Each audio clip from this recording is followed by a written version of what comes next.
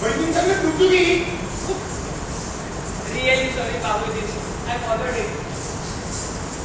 It won't happen anymore. Sorry, let's continue.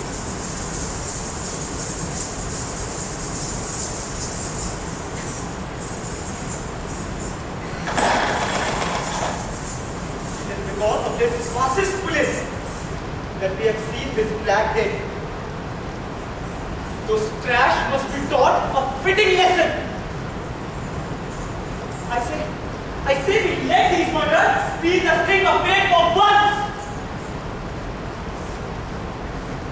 Why must we continue suffering in silence? It is no ordinary silence that envelops the absent violence. It is always a silent which cries quietly in pain. Sister, I know your pain.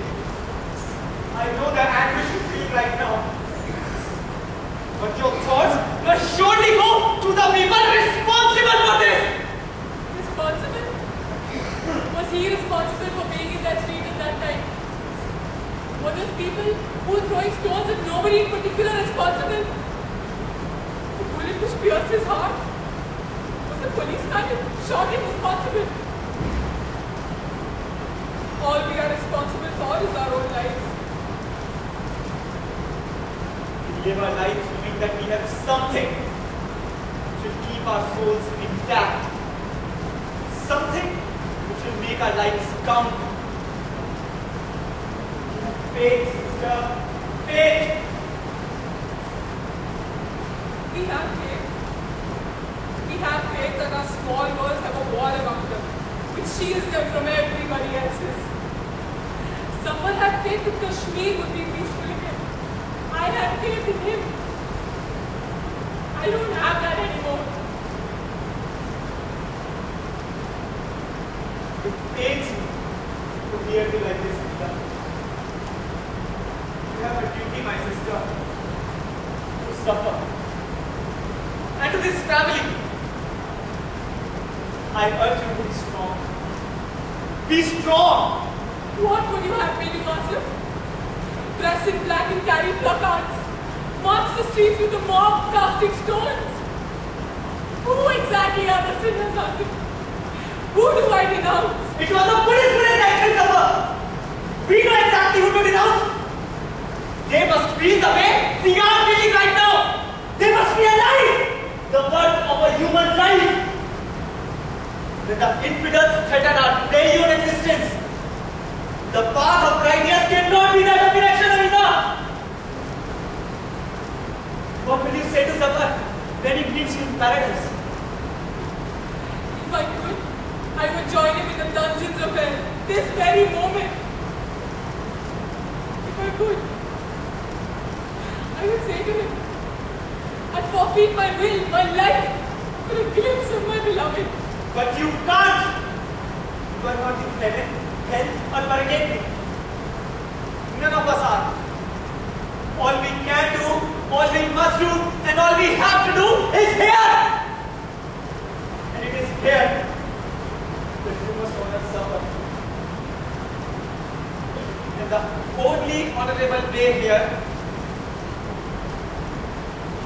is revenge. It is an evil hour indeed. Here I have lost my beloved husband, and all you can talk of is revenge. An evil hour has fallen upon us. Let's claim our beloved suffer. Rob him from us.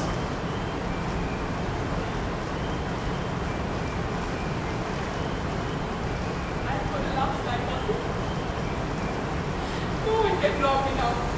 I have nothing to hold on to, nothing on the horizon. He always said that he would be peaceful when he met me on him. He used to laugh about it. He got his freedom and left me in chains.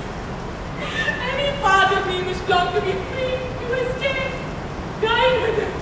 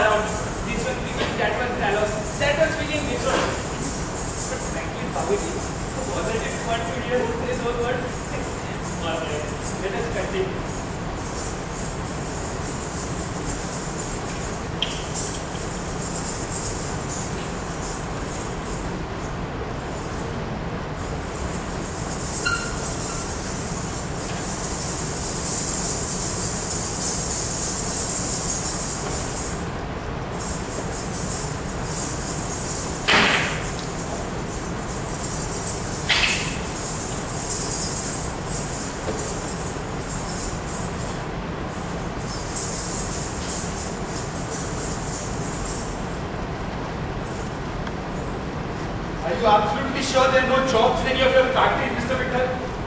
I could really use a little luck, you know. Nothing's going for me. And on top of it, I'm well on my way to defeat. As usual.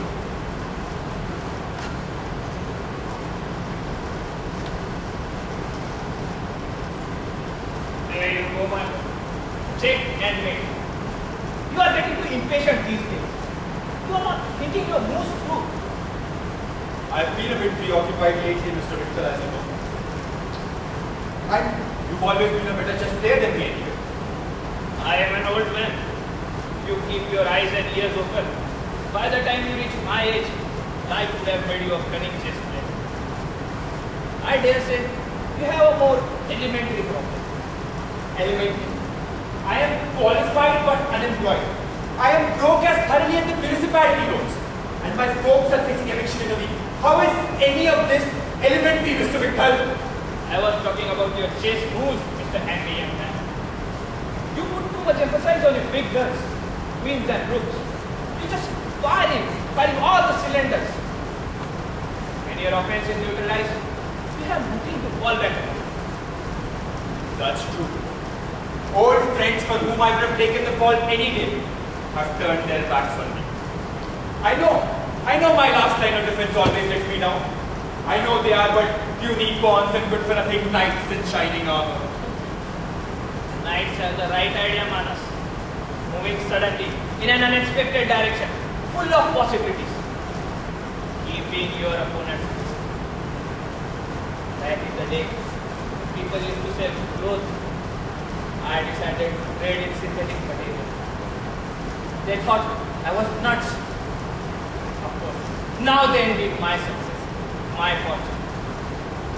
Vittal, Mr. Polyester.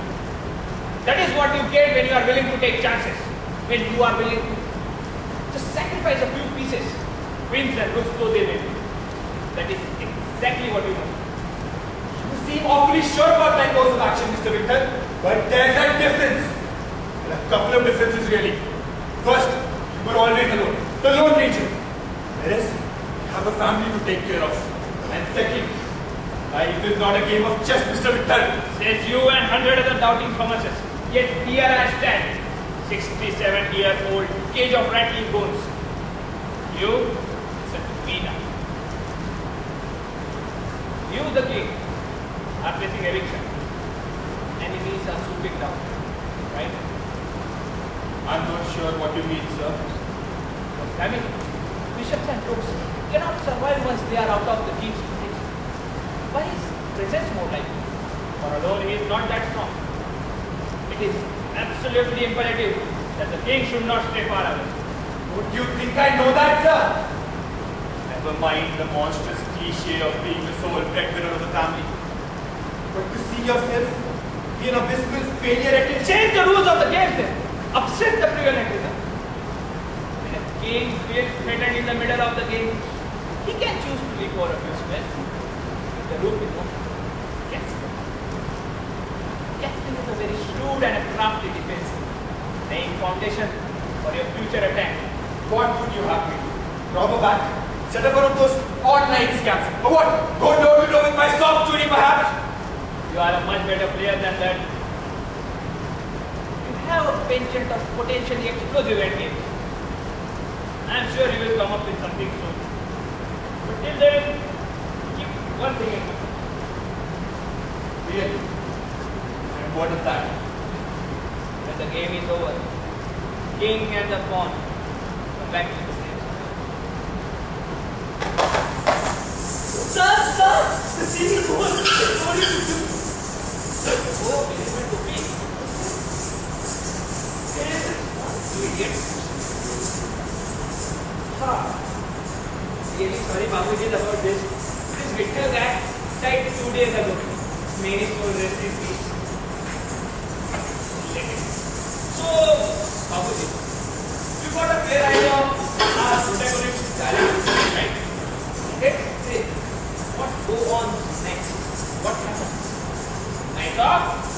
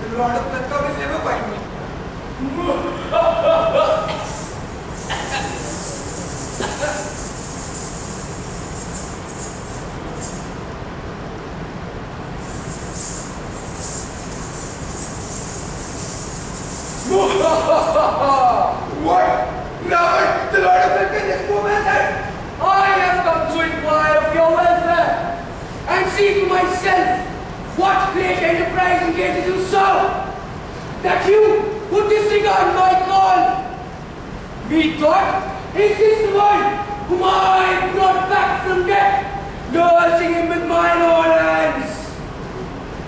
Fix your eyes on my Mareech, and see if you can find that old Ravan, the ten-headed, all care and concern, who took you unto his lap when you lay there helpless on the wayside, who made your acquaintance and snatched you from the unrelenting clutches of Mareech.